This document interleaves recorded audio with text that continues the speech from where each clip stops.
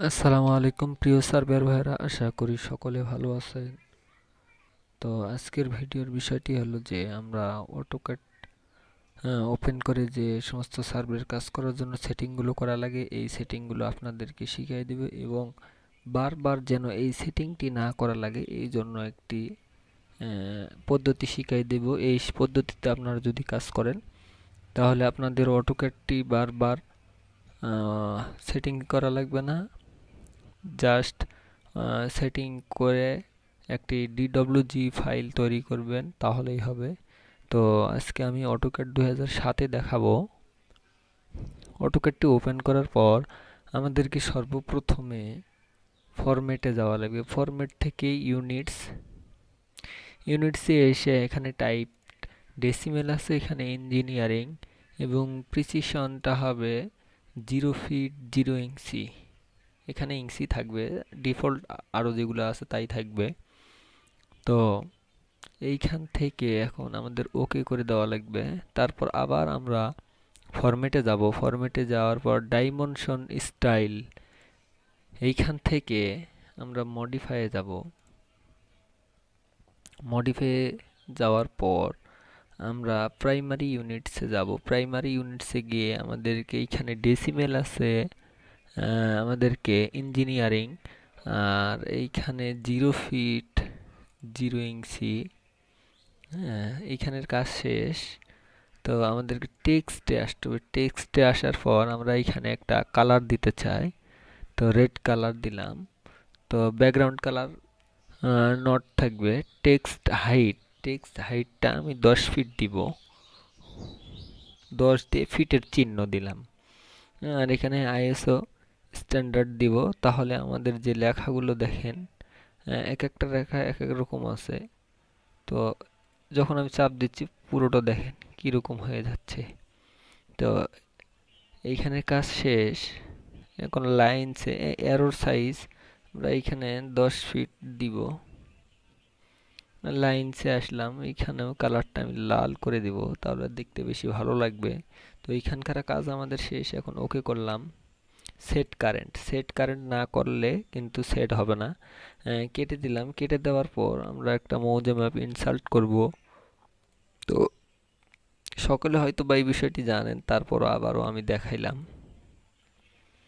আমার নকশা যেইখানে আছে আমার কম্পিউটার ফাইলে, সেইখান থেকে নেওয়া লাগবে। আমার ডেস্কটপের উপরে একটা নকশা আছে, তো আমি ওই নকশাটাই ইনসার্ট করতেছি। ওপেন। আমার নকশাটি 16 ইঞ্চি সমান সমান 1 মাইল এইখানে, এই জন্য 3960 দিব আমি। হ্যাঁ, তো আমার নকশাটি আসেনি সম্পূর্ণ, এই জন্য আমি জেড স্পেস এ স্পেস, হ্যাঁ আমার নকশাটি চলে আসছে। তো আমার নকশার স্কেলটা আমি একটু দেখে নেই, যদিও বা আমার এলাকার স্কেল 100%, 660 ফিট নাই, 638 থেকে 50-এর মধ্যে থাকে আমাদের এলাকার। এইটা দেখতেছি, হ্যাঁ দেখেন 639 ফিট 3 ইঞ্চি, মানে ঠিক আছে। আমার নকশাটি আরেকটি কাজ করার প্রয়োজন আমাদের আছে। তো দেখেন আমার নকশাটি, যে লেখাটি এটা ইংলিশ থেকে আসছে, তো আমি যদি বাংলা করতে চাই তাহলে আমাকে ফরম্যাটসে গিয়ে টেক্সট স্টাইল, এইখানে গিয়ে সুতুনিয়াম যে একটা বাংলা ফ্রন্ট আছে, ওই ফ্রন্টটা দিয়ে দিলে আমাদের লেখাগুলো বাংলা আসবে। তো সুতুনিয়াম যে কয়েকটা ফ্রন্ট আছে, তো সবচেয়ে ভালো ফ্রন্টটা আমি খুঁজে বের করতেছি। না, এইটাও না। হ্যাঁ, এইটা, এই ফ্রন্টটা ভালো। এখান থেকে অ্যাপ্লাই করে দিব, তারপর কেটে দিব। দেখেন আমার ফ্রন্টটি চেঞ্জ হয়ে গেছে, 639 ফিট 3 ইঞ্চি। তো এইখানে দেখেন যে আমার এই ইউসিএস আইকনটি যদি আমি অফ করে দিতে চাই, তাহলে ভিউ থেকে ডিসপ্লে ইউসি আইকন, এই তো দেখেন আমার ইউসিএস আইকনটি চলে গেছে। এখন আমরা বারবার যেন নকশাটি ঢোকানোর সময় অটোক্যাড ওপেন করে আমাদেরকে সেটিং ঠিক না করা লাগে, এই কারণে আমরা একটা কাজ করব। তো আমি নকশাটি আগে প্রথমে ডিলিট করে দেব। ডিলিট করে দেওয়ার পর আহ, আমরা আমরা এখন নকশা ঢুকাইলেই পরিমাপ করতে পারবো। এমতো অবস্থায় আমরা ফাইলে যাব, ফাইলে গিয়ে save as, save as click করে আমাদের ডেস্কটপে নিব। ডেস্কটপে নিব তো এখানে একটা নাম দিতে হবে DWG। ফাইলটা আমরা অটোক্যাড 2007 নাম দিই।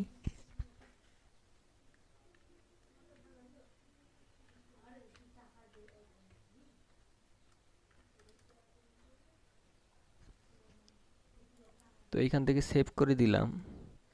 দেখেন আমার ডেস্কটপে একটি অটোক্যাড নামে ফাইল চলে আসছে। তো এই ফাইলটি আমি যদি এখান থেকে অটোক্যাডটি কেটে দেই তারপর আর সমস্যা নেই, আমার এই ফাইলটি ওপেন করলেই সব কিছু আমার সেটিং ঠিক থাকবে। তো আমার ডেস্কটপের উপর দেখেন একটা DWG অটোক্যাড 2007 ফাইল তৈরি হয়েছে। তো আমি চাইলে এই ফাইলটা দিয়েই বারবার কাজ করতে পারবো, আমার কোনো সমস্যা হবে না। এই ফাইলটি আমি সেভ করে রাখবো কোনো এক ফোল্ডারে ভালো করে। তো এই ফাইলটি ওপেন করার কয়েকটি নিয়ম আছে। তো আমি এইখান থেকে ওপেন উইথ অটোক্যাড, আমার এখানে একটাই ইনস্টল করা আছে। যদি অটোক্যাড 7, 14, 21, 22 এগুলো ভার্সন থাকে তাহলে সেই ভার্সন সিলেক্টেড করে এইভাবে ইনস্টল করতে পারি। আবার ডবল ক্লিক করে ওপেন করতে পারি। আবার আমরা চাইলে অটোক্যাডটি ওপেন করার পর তোকে মানা করছি না,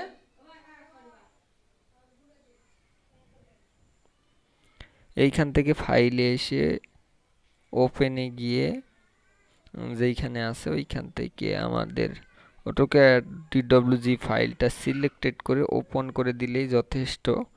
এখন নকশাটা শুধু ইনসার্ট করলে আমার যে নকশাটাই প্রয়োজন ওই নকশাটি আমি ইনসার্ট করে দিলেই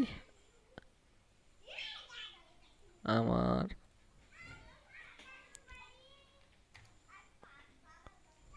পরিমাপ শুরু হয়ে যাবে। তো আমি দেখাই একটু আপনাদেরকে। হ্যাঁ, তখনকার দেখাইছিলাম।